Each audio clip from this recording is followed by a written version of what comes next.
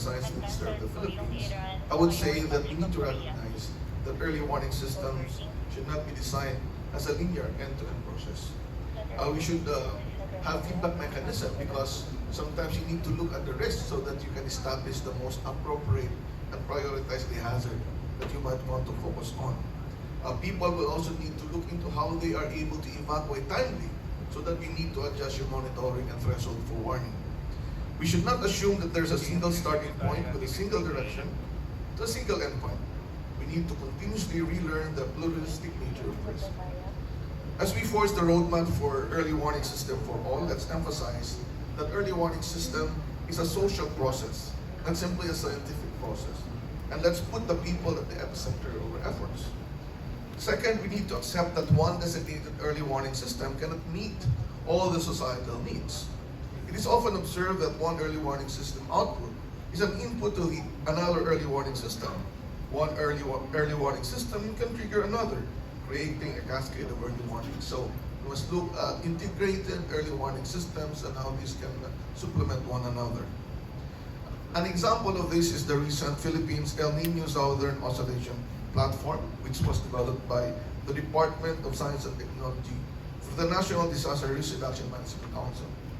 From the El Nino advisories, which will mean drought for us, generated by our Weather Bureau, the USD Pag-asa, mandated government agencies have turned into critical inputs informing actions across water security, food security, health, energy, and public safety. This illustrates that our weather early warning system is not isolated to its primary impacts.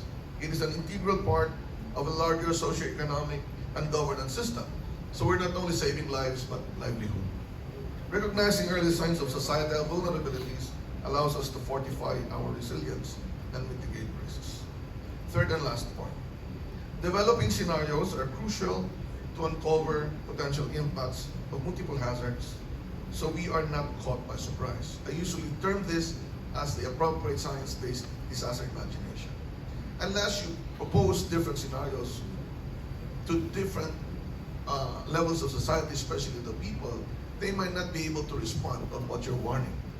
They must co-own the threat that you're trying to prevent, so that they understand how, for example, an earthquake will affect themselves and their families. And so, developing scenarios is critical.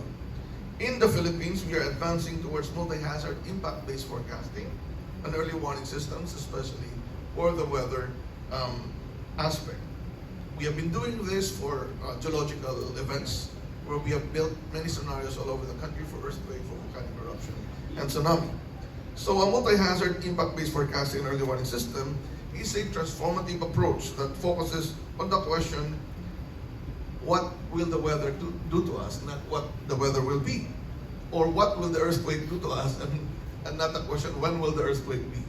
By leveraging local data, we can cultivate capacities that resonate with the unique needs of our communities, and to develop the sort of scenarios, we need to make sure that we actually have information that people can access. And we have developed the GeoRisk Philippines integrated platform, which can allow you to do multi-hazard assessment in less than 1 minute for any point in the Philippines. Let me conclude by reiterating that effective early warning hinges on multi-sectoral and interdisciplinary collaboration.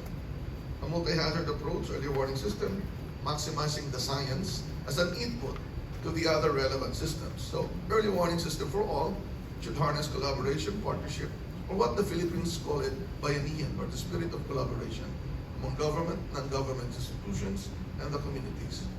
This emphasizes how disasters can be prevented by early action and by human choices. Another point, early warning is really a warning that for a hazard that will soon occur. But for us, it is okay to do mid-term to long-term warning as well, to prepare the people so that they are not surprised. So let's build a warning system for all. I'm not sure if it's really early, but with multi-hazard and inclusive lens, one that prioritizes people, fosters collaboration, and embraces a broader understanding of risk. Thank you. Thank you, Steve, for sharing your experience and wisdom. And I think you really